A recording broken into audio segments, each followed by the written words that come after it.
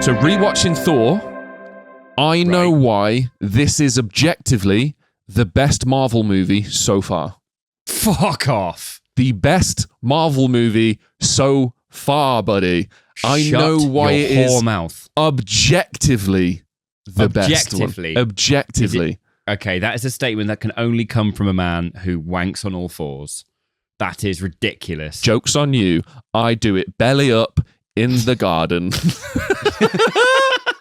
You didn't know how that sentence was going to end, did you? I didn't You just realize. let your mouth take that one. It just, the filter came out. It was fine. This film, buddy. State your case, because that is an objectively ridiculous phrase. Okay. This is my whole argument. This is the most ambitious movie so far by a fucking long shot, right? It is. Right. It is massively ambitious. It's the first big sci-fi. And when I say big, I mean fucking huge sci-fi. Yes. Showcases the cosmic possibilities of the MCU. Mm-hmm. Yeah. Alien worlds, alien races, and how the universe, for this small part, is governed. Yeah.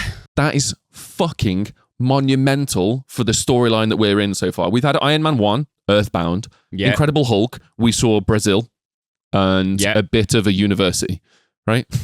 that's as far as we've been exploring. Yeah. So then Iron Man 2, we see a little bit more of the world. Okay. So far, we've seen the Middle East, we've seen America, and we've seen Brazil. Yeah. Thor comes along. You get to see a bit of London in Thor 2, but we're not there yet. We get to see the frost giant world. We see Asgard. We see Earth. We see the fucking frost, the Bifrost that takes people between them. Thor explains this huge cosmic tree which bonds 9 realms together. It's enormous, man. And it's the first off-Earth world building we've ever seen in the Marvel franchise. It is. It shows how massively vast it is. It shows how unlimited the MCU has the potential to be, even if this is only a brief glimpse. But this is the birthplace of everything that comes after. Monumentally important right now. Watching Robert Downey Jr. play a sort of relatable tale of a tech genius / addict who builds a literal suit of armor to protect himself and others. Yeah. Told in a quite grounded way. So I understand in order to get to those comic worlds that I loved and didn't question, you needed this film. And it's a big gamble as to whether or not audiences would accept it. I wouldn't want to be Kenneth Branagh trying to bring that whole slightly fruitier side of Marvel. But without this, you wouldn't have Guardians, you wouldn't have Thanos. You wouldn't have Eternals. I mean, you wouldn't have Eternals. Maybe this film was a massive mistake. I'd give a lot to not have it. Although, to be fair, Marvel brought out Eternals and then just pretended they didn't. Nothing that's happened in that film has been referenced. I gave up after Thanos, because what was the point in it? I think I watched 2 other movies and I was like, nothing's happening. Oh, I saw Doctor Strange or Evil Dead 4, whatever the fuck Sam Raimi made, with a bunch of zombies in a book and a man in a cape. I would love to see a sequel to Doctor Strange. Unfortunately, no such film exists. Yeah, it's crazy. And we await the day that there is a sequel to Doctor Strange. Let's hope that it treats my favourite character, Scarlet Witch, really kindly and doesn't make her some sort of misogynist mom monster. The fantastical thing, very true. There are some incredibly fantastical things in this movie. When they go down to Jotunheim and they're fighting the frost giants and there's a fucking frost beast that's climbing up along the underside of a frozen shelf. Yeah, buddy. Incredible, turning it right? around like a knife on a shelf. It's beautiful. He wants to understand why, but he's hurting himself. And then Thor just flies right through his fucking mouth. It's incredible. It is a brilliantly fantastical movie. The high fantasy of this is brilliant. It does kind of smack a little bit of Lord of the Rings, and I think it's of that era, and I think that's the visual reference they had. Like the frost giants are orcs. I'm sorry. Kind of. And it's like the Asgardians are quite high elfish in a lot of ways. What, like Earth protectors type shit? The elves kind of protect the hobbits. They're just camp theatre lads, aren't they? Like all of Asgard is a camp theatre show. But I kind of feel like if you're going to do a high fantasy movie, it has to be that. You can't have like a high fantasy movie. Into it. You can't have just sort of like Barry from the fucking Greasy Spoon down the road being sort of like, all right, mate, I'm going to Asgard. Do you want anything? Do you want out from shop on way, mate? I've fucking Bifrost's on its way here in a sec. I would watch that film so fucking much. Dude, me too. I just got goosebumps. That's everything I wanted Will Smith's Bright to be. And it wasn't. It was just fucking Will Smith's dull. Will Smith's dull. That's incredible. That is incredible. I really struggle with high fantasy stuff. Like Lord of the Rings, it's taken me maybe 15 years to actually watch the trilogy. Like I watched the first two in the cinema, and the second one, I was sitting against the wall. It was fully packed out, and it was one of those theaters where it was a really long fucking, row of chairs to get to the aisle.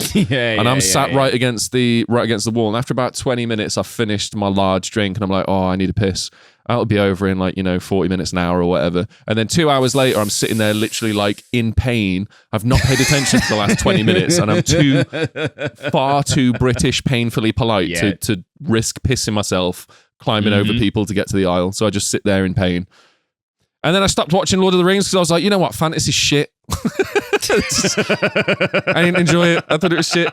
So now that's kind of stuck with me. And I know it's a very stupid fucking thing, but it's kind of stuck with me. And I don't really give fantasy movies the chance that they deserve. I find it incredibly painful to hold your piss in for nearly an hour and a half sitting against the wall. I mean, that as well. But this is an insult to you. I'm going to relate to you on that and then insult you by saying I find it incredibly painful that the only way that you could connect with possibly the last great author, Tolkien, who invented fantasy worlds, created arguably or popularized the field of fantasy. You only got into it, and I have you've not told me this, but I'm pretty sure this is true. You only got into Lord of the Rings because Magic the Gathering brought out a Lord of the Rings card set. That's not the reason why, but it did help. Is it not? It did help. No. Okay, yeah. I'd watched it before that. It was just kind of... You needed a card game, and you're like, right, get all 3 movies, extended edition, get my notebook out. Well, nah, fuck the notebook. I did watch the extended editions. The first one, why is that extended? It's just more walking. We don't need to see that. It's fine. Oh, really? You know what I mean? Yeah. Lord of the Rings involves walking. More original? No, Rob. The first film is just walking. The extended version is just more walking. Why the fuck do you need that extended? Like it's not. It's like doing a behind the scenes of a golf tournament. No one needs to see it. Do you know what I mean? Just it's people walking around for a bit. That's it. Okay. Fair. What Branagh's done here is he's taken science fiction and he's taken high fantasy and he's sort of blended them together in a way. Yeah. That fits the source material perfectly. Well, I think, I would agree with you that Jack Kirby and Stan Lee did that very well. And Kenneth definitely. Branagh has been incredibly faithful to that. Exactly. By making it high fantasy, high technology. Yeah. Kenneth Branagh is very faithful to that, but it is scattershot. Like, I feel like it's multiple tones in this movie. When you're in Earthrealm, when you're in the Asgard, when you're in Jotunheim. Yeah. I think they try and make them all feel like distinct places, but when you're in a new franchise with a new character and you're in essentially, you're trying to find a home and a basis and a perspective to see the film through, the constant tone switching and the constant sort of vibe switching is quite difficult, I think. Again... That's what sells it for me, man. Really? Yeah. If it wasn't that, if it was just on Earth and we were seeing this through the eyes of like fucking Jane and Darcy, then I wouldn't be able to handle it. Okay, that would be dull. Yeah.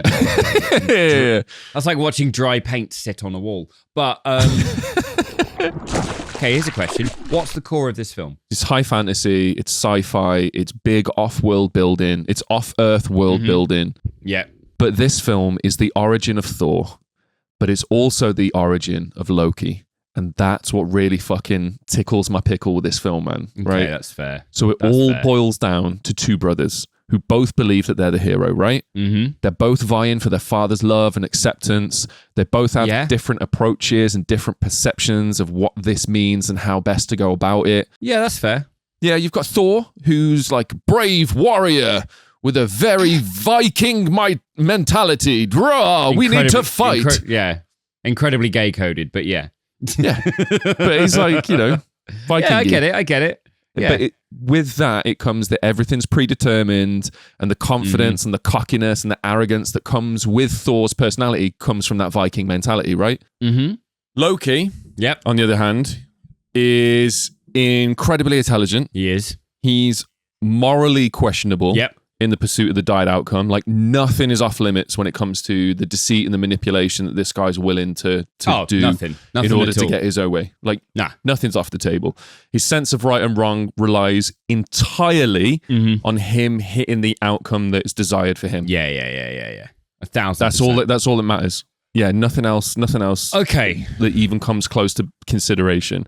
But do the ends justify the means? As long as he gets his way, he can correct the history of events later. Yeah. Like, after finding out he's the ice giant prince, he's stolen when young, his loyalty and alliance is permanently in question, not just to him, but to those around him as well. And then you've also got the fact that Thor and Loki both believe themselves to be the hero of the story. Like, neither of them see themselves as a villain. They're completely like, yes, I am in the right. This is the right thing to do. Because I think the film suffers for the setup. Okay. You could have the core of the movie be about these two brothers, right? But fundamentally, there's a lot of this film, there's a lot of the runtime of this film that's dedicated to setting up things that will get paid off in later films or reference earlier ones. Yes. And as a result, you've got 3 locations. You've got Jotunheim, you've got Earthrealm, you've got Asgard. You've got, is the core of this movie the brothers, or is the core of this movie Jane Foster and Thor? Or is it Thor and his father? It's almost like lots of ideas, all of which are serviceably there and make sense for a larger story arc. But in terms of just this film, and in terms of if this film existed in a vacuum, I don't think it would be all that impressive. I think it would be very much a case of it's a little bit mediocre. It feels like Marvel allowed the film to be a good enough standalone film, but a great part of a franchise. And I think that's what this is. You've just nailed it there. This is the franchise movie. This is the movie that turns what we've had so far and cements it as a franchise. Exactly, like, this is what guarantees that. You're exactly right in that. And as a standalone film, it's shit because it doesn't answer any questions. It just opens 6 doors. And then is like, bye. That's the it. time it spends opening those 6, only 2 of those are to do with this film, right? And so Iron Man 1, you can watch it, you can watch no other films and go, that is a great film. Iron Man 2, you can watch none of the other films and go, that's a very good film. Can you? I did. I've got a soft spot for Mickey Rourke.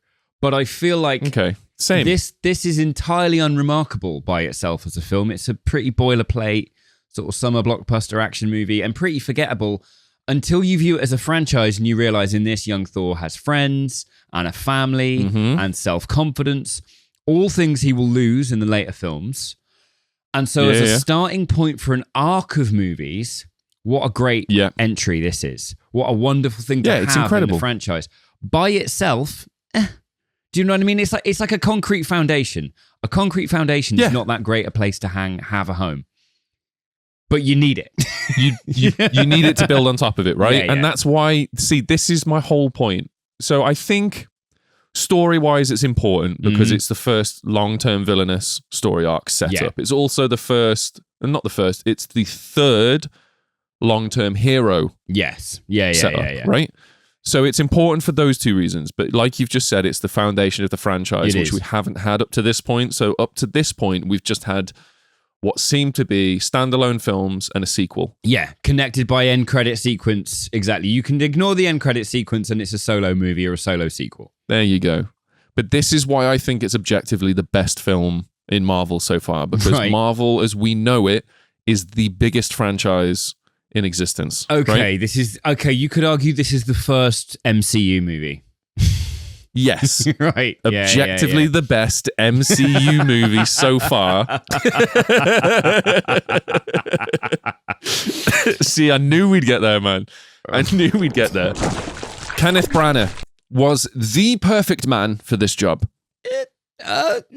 Okay. He was the perfect man for this job. I've got a couple reasons for this, Rob. Yeah. Here's how this conversation is going to go. You're going to disagree with me. Then you're going to point out some stuff that's like, no, you're an idiot. And then I'm going to drop something back to you and you're going to go, holy shit, yeah, that makes sense. Right. Okay. Hit me with it, because you ready? Yeah. Let me strap Dude, in. I've and prepped let's this, find mate. out. Okay. I've prepped this. Okay. Yeah, okay. ready? Yep. Not only is this a fucking massive sci-fi with enormous stakes, it also remains innately personal, right? It's like it's almost British with the focus on like royal family politics. Yeah. You can do the whole like it appeals to like American audiences as well, obviously with like the US politics, the White House and stuff like that. But as a group of people, humans, we tend to be a little bit obsessed with like big powerful families, right? Yeah, like Succession as a TV show is that I absolutely adore, because it's just about the Murdochs, but not. Yeah. What other famous figure in history focused a lot of his work based around royalty? I'll answer the question for you, Rob. It's Shakespeare. No. It's Shakespearean. Don't go where I think it's you're Shakespearean. Hear me out. It's Shakespearean in that aspect, which means no wonder Branagh was given this film. His filmography, including obviously like Henry V and Hamlet. He takes Shakespeare. He does. From the realm of this high art sort of, you know, oh, let me rearrange my glasses. Everyone sit in a playhouse and clap very politely. He takes it from high art form and presents an almost Shakespearean storyline, not characters, storyline, as relatable, digestible, almost playful, but most importantly, it's accessible to the masses. And I'm going to go as far as to say that what Carl Sagan did so passionately and profoundly for astrophysics, Kenneth Branagh has done for translating Shakespearean stories to film. Okay. There's this being a key component. Oh, you fucking ruined it. Fuck you. Now we're on to the second phase of the conversation where you're angry. No. You give me a bunch of grief. No. And then I'm going to drop something. Right. Drop what you want, because you just dropped your own fucking bollocks, right? To say that Kenneth Branagh is the Carl Sagan of Shakespeare, I will stand by 100%. He is awesome. He is the key director of some of my favorite adaptations of Shakespeare's work onto cinema. I think he's done... Of course you have favourite Shakespeare adaptations. That's such a Rob posh boy thing to have.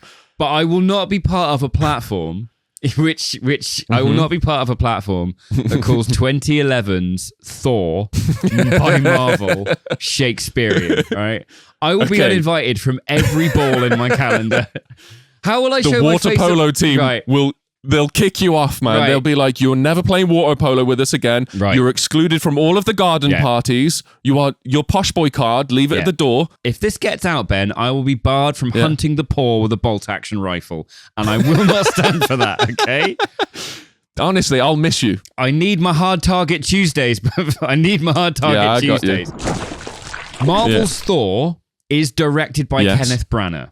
And Kenneth Branagh is very good at bringing Shakespeare to the screen. I will agree with you that far, but I will not be part of a platform that says this Marvel's Thor is Shakespearean. Okay. Hear me out. Hear me out on this one, because this is the part of the conversation where I'll drop something and you go, all right, I see where you're coming from. Ready? You ready for it? I don't know if I am, but try me. This Thor story is loosely based on like Henry IV, Henry V, right? The whole princes vying for father's love and worthiness for king. I wouldn't know, because I don't fucking read Shakespeare, shockingly, right? I've got no clue about it. But what I'm going to say to you, Rob, is that the fact that I know that this is loosely based on Henry IV and Henry V, and the only reason I know that is because of researching Thor 2011. I'm not Shakespeare's audience, right? I'm not a person that is ever going to look at Shakespeare. I am a person. I'm a very normal person. I'm just not a posh person. I'm just a person who is like, I would rather watch Microwave Massacre than read Othello or Macbeth. Yeah. Do you know what I mean? Like, it's not my cup of tea. I get why it is. You're the common clay of the New West. I get it. Thor has slipped under the rug a Shakespearean-esque story that I've digested and enjoyed and have taken on board and sort of come here to fucking discuss with you in a depth that I feel comfortable with. And the fact that it's all happened under my nose without me realising, all he's doing is he's going, right, so Shakespeare's up here, right? Yeah. There's a lot of people like this cunt on the podcast who says that he's not posh and doesn't read Shakespeare, right? There's a lot of people like him knocking about. Yeah. And what I need to do is I need to sort of, I'm gonna introduce him to a style of storytelling, right, and a sort of branch of literature that's existed for hundreds of years. Right, okay. But he's never gonna know about it because it's about a fucking Norse mythic god. Yes. Right? But the storylines very loosely based around shit that's been being told for hundreds of years. So for me to then be presented with this Shakespearean-esque story and not realize it's Shakespearean-esque until I go and do research on it, buddy, it's job well done. Okay, I will go completely slipped under the rug. You've not swung me, but I will agree that this film is the bit of cheese that Kenneth Branagh has hidden the antibiotic for his dog in. Right? Thank you. That's all it is. That's all it is.